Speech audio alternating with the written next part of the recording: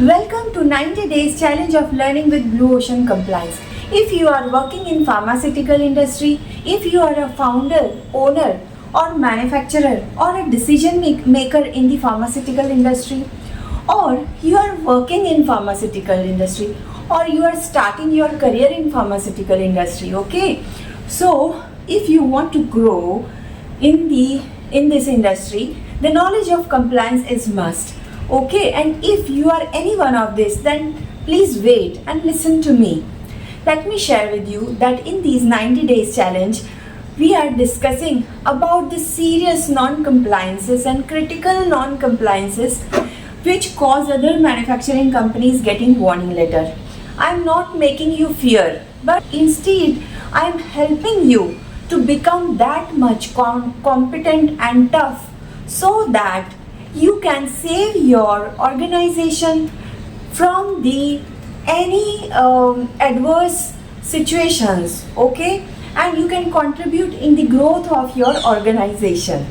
And even if you are not directly from quality assurance, quality compliance or regulatory affairs, no worry, still you should know few things that how your department is connected with quality and compliance so that you can take the decisions at least for your departments. Okay, hi, I am Dr. Rupali Paranspe, founder of Blue Ocean Compliance, TEDx speaker, international best-selling author of my book Blue Ocean of Compliance, which is there on Amazon, and also on the mission to help pharmaceutical companies to qualify the regulatory inspections towards no observation and help pharma professionals to live the life of fulfillment, abundance and legacy. Okay, and on my social media platforms most of the times, and in fact every time I talk about the quality and compliance, and it is going to help you like anything, okay? And you unknowingly, if you keep on listening to me, you will not know that when you will become the master of compliance and you will start taking the decision in line of compliance. You will start identifying the things that how these things can make your company win in the audit, or the decision can make you lose in the audit. Okay, so and in these 90 days, it is almost more than 34 days that we are discussing these quality and compliance elements. Okay, so today we are going to discuss something about the compliance only. And yes, whether you have subscribed to my YouTube channel, if you have not subscribed, then do go and subscribe to my YouTube channel and follow me on my all the social media platforms. And if you want to associate with me, if you want to organize the training, so write me on my email ID. It is there in the description box, okay? And let me share with you that I have seen the magical results on the manufacturing side and also magical result in the life of people who are associated with me and who have attended my training sessions. Means this all, I'm not saying you just for saying or promoting me, but I have seen the results, practical results, and I have case studies of my clients, okay, where my clients have qualified USFDA with no observation and EDQM with no critical, no major observations. And in fact, there is a big shift in the quality culture of the organization. Okay, so let's try and listen to me for a few days and you will see that your decision making will be totally different.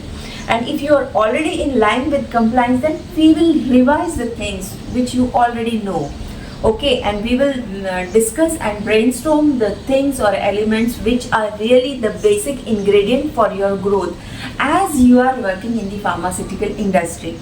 So it will really contribute something great in your career and your success, okay? Okay, so we have seen that whenever we test any material, so what happens that it may be possible that material is passing the specification, means material is complying with this specification. It may be possible that material is not complying with this specification. So what do you do with the API or raw material which is rejected or failed? Okay, what do you do with the material which you have received from market complaint, which is returned material? So if any material is failing in the test or any material is rejected, so how you store that? If any API is rejected, how and where you store in your manufacturing site? So do you have warehouse? Obviously it must be there, okay, where you must be storing your raw material, your packing material, and the quarantine material, the material which is released. Okay, and how do you handle the rejected material? Whether you keep this material with the quarantine and released material, or you have some control to store that material on your site. Do you have any control? So let me share with you that as per the ICH Q7 and as per the guidance do not tell you that there should be physical segregation, but yes, there should be some control on the rejected material, so that this material should not be accessed by unauthorized people and for the purpose which is not in line with the quality and compliance. Yeah. So wherever on your site you are keeping your rejected material, you go and check whether sufficient controls are there, whether anyone can go and access that rejected material, okay, or there is some control. So what will happen if you will not keep any additional or separate control on the rejected material?